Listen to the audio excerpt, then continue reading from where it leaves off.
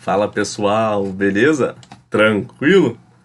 Então, tô aqui hoje para conversar um pouquinho com vocês sobre sociologia. Eu sou o Edson, sou professor de sociologia e vamos bater um papo aí sobre indivíduo, sociedade e educação, galera. Vamos conversar um pouquinho? Vamos embora para nossa aula? Então, ó, concentra aí, acompanha direitinho, tá bom? E qualquer dúvida é só falar com a gente depois, tá bom? Vambora, galera! Então, pessoal, como eu falei anteriormente, né, nós temos aqui é, esse tema para trabalhar hoje, tá bom? Vamos falar de indivíduo, sociedade e educação dentro aí de um panorama geral, trazendo ali uma referência em alguns sociólogos importantes também, né? A dizer aí a tríade básica da sociologia, né? O Marx, Weber e, e Karl Marx e Emile Durkheim, tá bom? Quase fugiu o nome aqui deles aqui na minha cabeça. Então, galera, vamos começar, certo? Aqui, primeiro a gente vai entender o que é sociedade, né? Qual é a ideia de sociedade, pessoal? A gente consegue já visualizar? Deixa eu só mostrar aqui para vocês a imagem, olha aí, perfeito, né? Aqui a gente já consegue trabalhar com essa ideia de sociedade. Já dá para a gente pensar aqui um pouquinho sobre o que é, como que se forma, como se constitui, né, essa coisa que a gente está chamando de sociedade. Olha o textinho aí que a gente trouxe do livrinho de vocês. O atributo das sociedades humanas diz respeito tanto ao fato de que elas são formadas por pessoas quanto ao sentimento de pertencimento a grupos em que se observa a existência de regras, valores e costumes, né? Ou seja, essas pessoas vão constituir grupos sociais, agrupamento de pessoas que vão ter aí valores e regras, leis, né, práticas, costumes comuns, né? Essa galera vai se comportar de formas bastante coesa, digamos assim, né? Mas a gente vai falar um pouco dessa coesão daqui a pouquinho, tá bom? Vamos ver aqui a definição aí, olha só, do sociólogo Peter Berger, que ele vai falar pra gente um pouquinho sobre esse conceito, olha aí. Para o sociólogo, a sociedade designa um grande complexo de relações humanas ou, para usar uma linguagem mais técnica, um sistema de interação. É difícil especificar quantitativamente, neste contexto, a palavra grande, né? O sociólogo pode referir-se a uma sociedade que compreenda milhões de seres humanos, né? Ele bota aqui o exemplo da sociedade americana, mas a gente pode entender também o exemplo da sociedade brasileira, tá bom? E aí eu trago até essa imagem aqui, ó, da Tarsila do Amaral, uma grande pintura da Tarsila do Amaral, que representa muito isso, essa constituição da sociedade, esse agrupamento de pessoas. Pessoas diferentes, né? Naturalmente diferentes, mas socialmente essas pessoas ocupam um mesmo agrupamento, né? A mesma sociedade, então socialmente devem ser pessoas iguais, né? Embora a gente veja aí que existam conflitos sociais que impedem das pessoas serem consideradas iguais em sociedade, não é mesmo? Mas a gente vai falar sobre isso daqui a pouquinho na visão do Karl Marx, tá bom? Então, olha aqui. Mas também pode utilizar o termo para se referir a uma coletividade bem menor que uma sociedade, como, por exemplo, a sociedade brasileira, né? Ele traz aqui um exemplo, olha aqui, ó, a sociedade de calouros desta universidade, né? Ou, por exemplo, vocês, né? A sociedade da escola em que vocês estudam. Ela compreende uma sociedade, uma comunidade, um agrupamento de pessoas, né, enquadradas num mesmo conjunto de regras, num mesmo conjunto de costumes e valores, dentro de um mesmo espaço, né? Então aí, ó, a gente já pode trazer uma análise de que duas pessoas conversando numa esquina, por exemplo, já não seriam entendidos como uma sociedade, segundo o sociólogo. Beleza, galera? Isso aí já dá para a gente entender um pouquinho como funciona essa dinâmica da sociedade, certo? Não dá para a gente conseguir pensar um pouquinho isso?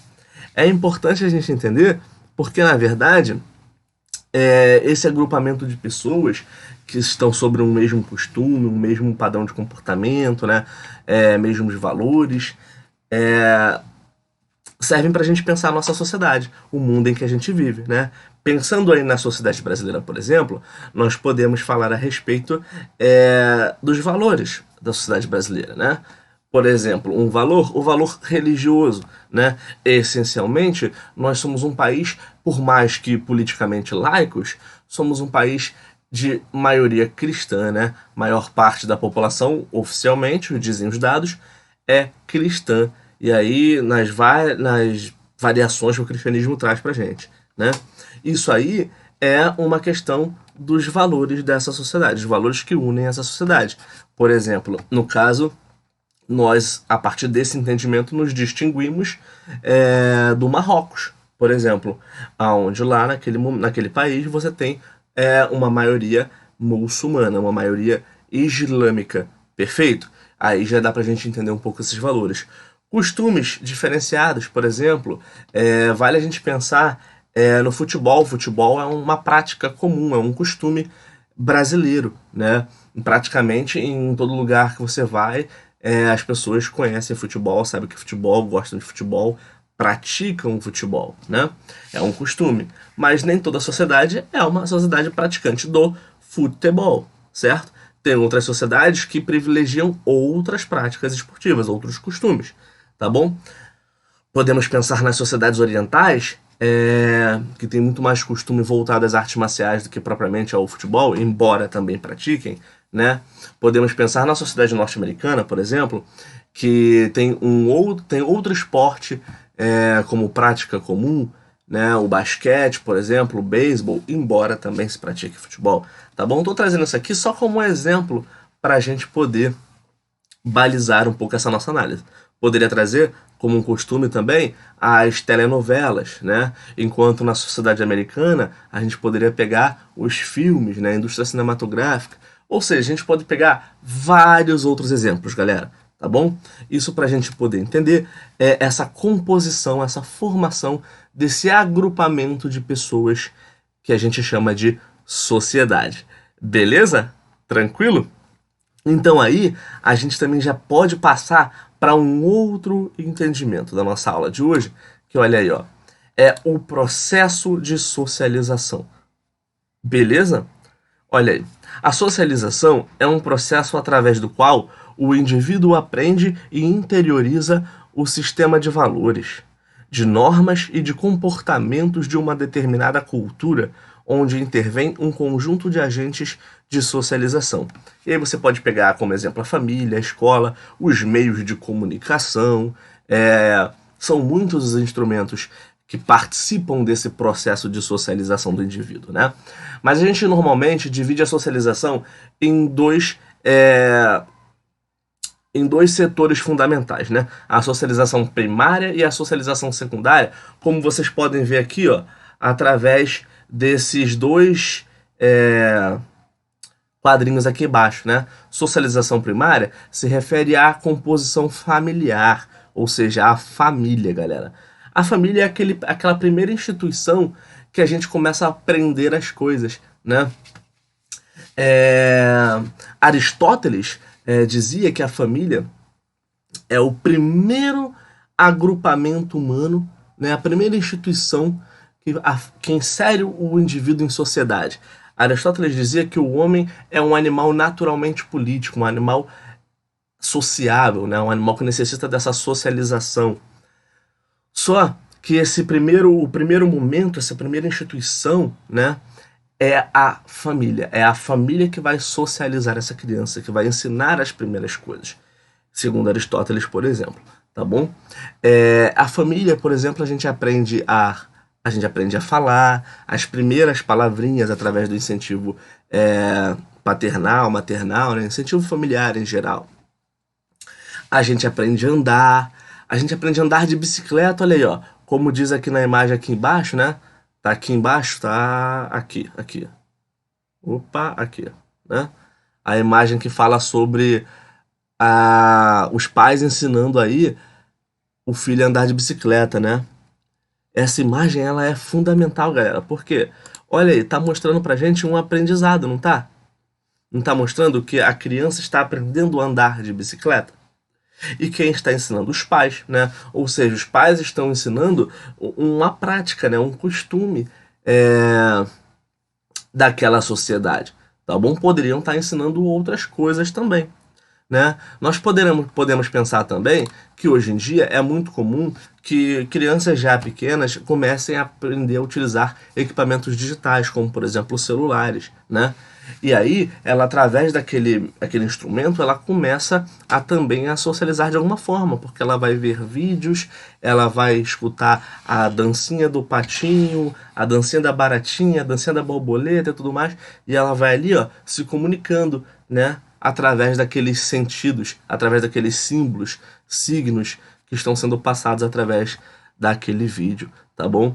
Então, os meios de comunicação também estão dentro desse processo de socialização. E aí eles se inserem tanto na socialização primária quanto na socialização secundária também, né? Que aí é ocupada por uma instituição formal da sociedade, que é a escola, né? A escola o que que é? Ela é uma organização formal da sociedade.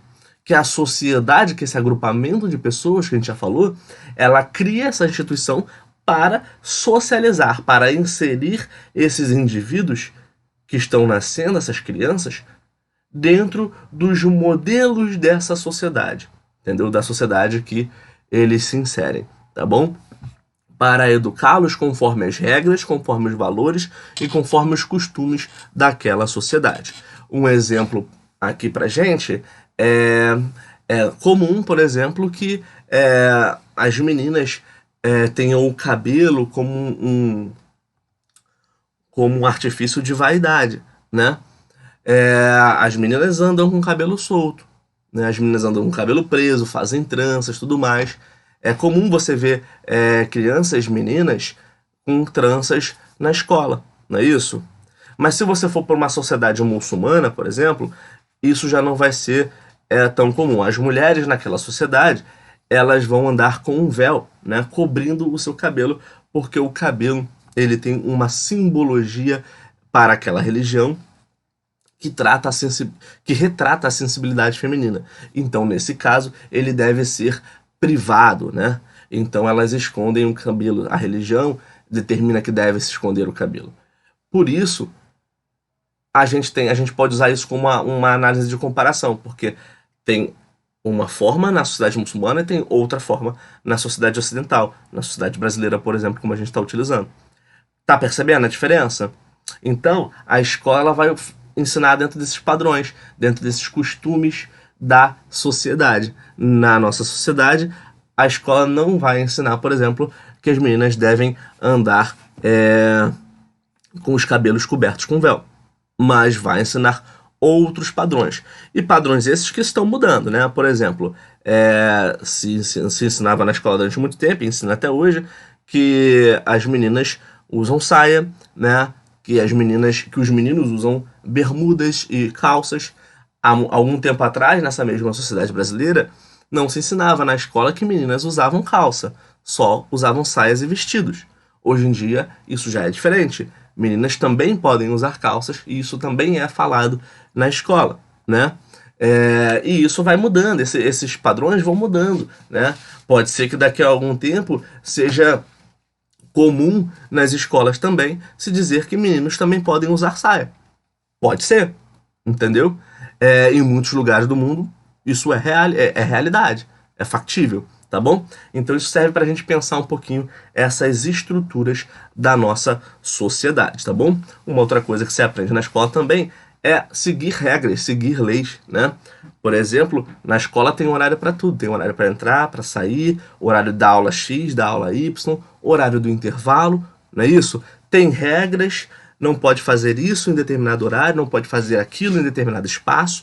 Então, essas regras vão o quê? Vão introduzindo esse aluno num modelo de legislação da sociedade, ensinando que esse aluno deve cumprir regras. Ele deve ter direitos, mas também deve cumprir com os seus deveres, tá bom? Isso é fundamental para a gente entender esse processo de socialização, tá bom? O processo primário e o processo secundário. Processo primário com a família e a socialização secundária ali com a escola, tá bom? E os meios de comunicação, claro, os mais diversos meios de comunicação, eles acabam interferindo aí nos dois patamares de socialização. Beleza, galera? Importante também a gente entender, olha aí, ó, a relação entre indivíduo e sociedade, né? E aí eu tô trazendo para vocês aqui três importantes sociólogos, né? Aquela tríade fundamental da sociologia, né? O Emile Durkheim, o Karl Marx e o Max Weber, tá bom? E aí, olha só, vamos passar aqui, não vamos nem demorar muito nisso, porque não quero ficar muito teórico nessa aula, né? Quero que vocês entendam a prática da nossa vida mesmo. Mas olha só, para o Durkheim, os indivíduos são moldados em grande medida pelos grupos sociais dos quais fazem parte, né? Pelas sociedades que fazem parte, pelos costumes daquela sociedade, como eu falei anteriormente. E aí ele trabalha com o conceito de coesão social, porque essa sociedade ela vai fazer com que todos sigam um mesmo costume, comportamentos parecidos, homogêneos, a mesma legislação, vai haver uma coesão dessa sociedade. Só que essa coesão ela pode ser atrapalhada por conflitos, né? E um conflito que o Durkheim destaca, por exemplo, é o individualismo, galera. O individualismo ele pode ser muito problemático para uma sociedade, porque quando nós falamos em sociedade, falamos em coletivo, não em individualismo. E o coletivo, a coletividade de uma sociedade, ela prevê necessariamente a solidariedade das pessoas. E a solidariedade, ela não necessariamente ela dialoga perfeitamente com o individualismo, tá bom? O individualismo, ele prevê aí, muitas vezes, os interesses próprios em detrimento do coletivo. E a vida em sociedade, e aí até o Aristóteles diz isso pra gente, a vida em sociedade, para que seja uma vida boa, uma vida feliz, uma vida que garanta o bem de todos, ela deve prever o coletivo em detrimento do indivíduo. Deve garantir o bem de todos e não o bem de um ou de uma parte, tá bom? E nesse caso a gente até dialoga ali um pouco dessa visão ali do Durkheim, trazendo um pouco de Aristóteles também, tá bom? E aí, Karl Marx fala o seguinte, Karl Marx já vai se diferenciar do Durkheim. Por quê? Porque o Durkheim, ele tem essa visão mais funcionalista da sociedade, o Karl Marx já tem uma visão muito mais estruturalista, né? Uma visão muito mais materialista, melhor dizendo. Ele vai dizer que os indivíduos também são influenciados, ele também concorda, né, que são influenciados pelos grupos sociais que fazem parte, assim como o Durkheim, só que de uma forma diferente, porque essa relação entre o indivíduo e a sociedade, ela é moldada a partir da estrutura socioeconômica, né? Ou seja, da divisão de classes. É o duelo entre as classes que vai moldar o caminho da sociedade, que vai moldar como que essa sociedade vai funcionar, tá bom? Ele diz que há uma opressão constante daqueles que têm as propriedades de produção para aqueles que não têm os meios de produção, tá bom? Que são, no caso, os proletários, que são, então, explorados por aqueles que têm os meios de produção, tá bom? Então ele vai dizer que a sociedade ela caminha nesse conflito, tá bom? Entre as classes. Diferente dos dois, a gente tem o Max Weber, né? O Max Weber, ele vai dizer que os indivíduos não são passivos nessa relação, né?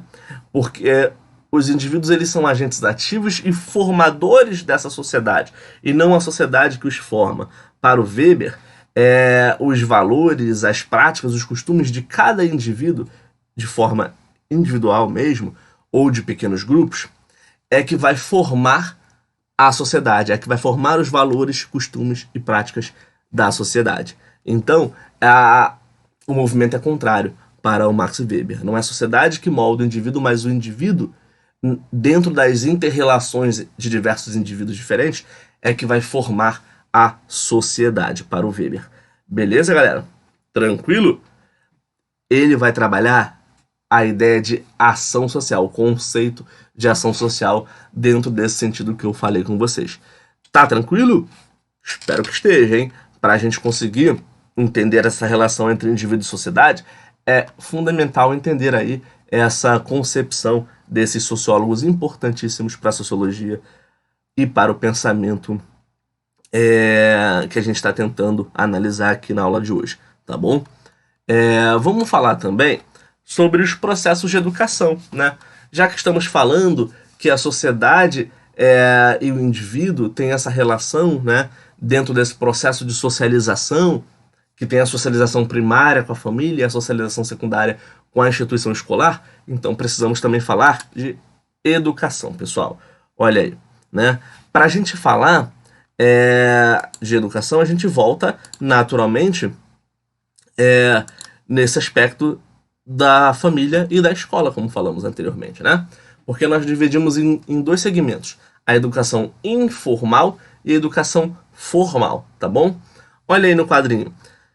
A educação informal é aquela que acontece de maneira cotidiana, consiste na aprendizagem de forma não institucionalizada das normas e regras sociais do grupo social ao qual pertencemos e do qual participamos. Esse processo ocorre por meio da imitação das condutas dos mais velhos e pela imersão do indivíduo nas diferentes situações sociais de vivência de uma sociedade. Essa educação também se dá principalmente no mundo contemporâneo por meio do contato que estabelecemos com os meios de comunicação de massa, televisão, telefone, celular, videogame, cinema, rádio, jornal, por aí vai, né? E com as dimensões de práticas religiosas e da participação política também. Esse procedimento acontece de modo pouco sistematizado, sem uma sequência lógica, nem um tempo socialmente determinado, né? Falamos disso já, né? Falamos que esse processo de socialização ele vai acontecer através tanto da família como dos meios de comunicação, certo? Então, através desse processo, que o indivíduo vai se educar, ele vai aprender muita coisa com a sua família, mas também vendo o mundo acontecer ao seu redor, né? Através dos meios de comunicação. E essas duas formas a gente vai tratar como educação informal. Por que informal? Porque ela não é institucionalizada, tá bom?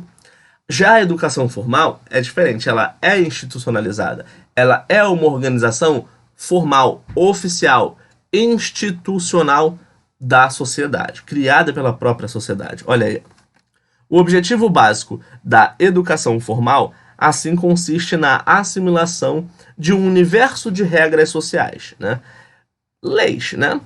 Bem como dos conhecimentos científicos e culturais adquiridos pela humanidade ao longo da história e considerados legítimos para o grupo ou para a sociedade. Para atingir esse objetivo, a sociedade dispõe de uma instituição, a escola, e de profissionais habilitados, os professores, detentores de técnicas e saberes científicos, como também de metodologias de ensino e aprendizagem específicas. O que a gente traz aí a partir disso? A gente entende, portanto, que a escola ela é um espaço científico, né? Pensado, estruturado e criado e mantido para o bem geral da sociedade.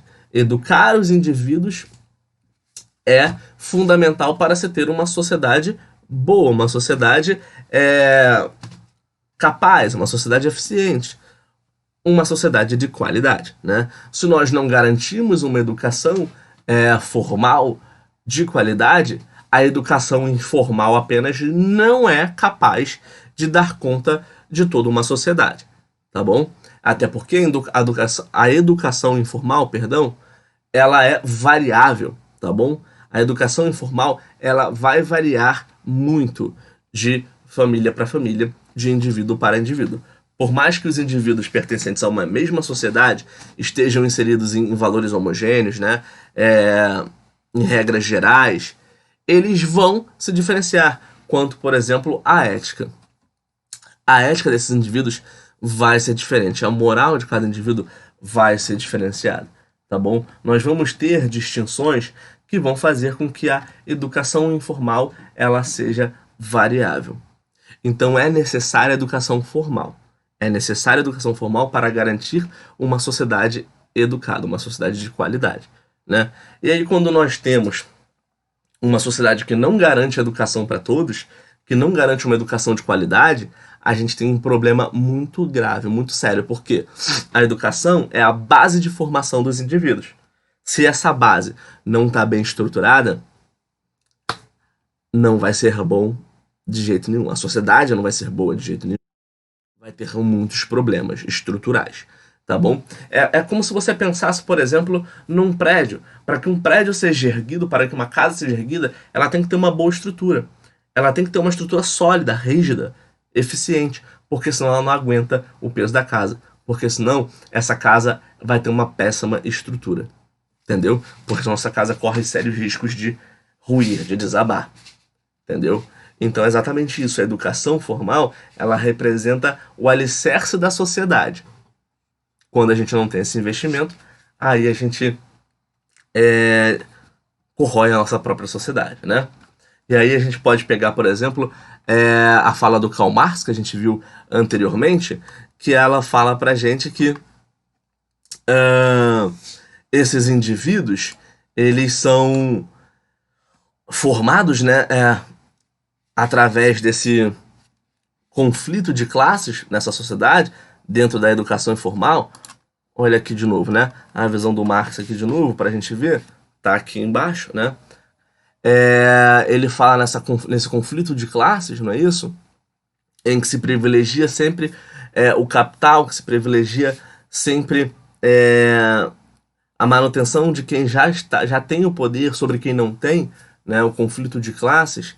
Quando a gente tem uma sociedade baseada nisso e não baseada num atendimento a todos, como dizia Aristóteles, a gente tem uma sociedade de privilégios, uma sociedade de privilégios para poucos e de uma maioria desprivilegiada, de uma maioria que não tem assistência à educação formal. E quando não tem essa assistência à educação formal, queridos, aí a gente tem um problema muito grave, porque aí essa educação formal que a gente está vendo aqui embaixo, né? Aqui embaixo que é a escola, ela acaba não conseguindo garantir a qualidade de formação desses indivíduos. Tá bom? Enfim, pessoal, é isso por hoje. Espero que vocês tenham entendido. Claro que se não entendeu alguma coisa, pode procurar a gente que a gente vai esclarecer vocês, tá bom? Eu aqui agora desejo a vocês bons estudos, tá bom? Qualquer coisa é só procurar a mim ou os outros professores de sociologia de vocês, que a gente vai esclarecer vocês, tá bom? Nós estamos aqui para isso, tá bom, pessoal? Então é isso. Deixa o like aí de vocês no vídeo, tá bom? Não esquece disso não, dá essa força pra gente melhorar o canal, tá bom? E se inscreve no canal também, compartilha com os colegas, tá bom? Pra gente melhorar cada vez o canal, pra fazer a coisa funcionar cada vez melhor, tá bom? É isso, gente. Espero que vocês fiquem bem, seguros, em casa, tá bom? Até a próxima aula, pessoal. Abraços, beijos nos corações. Fui!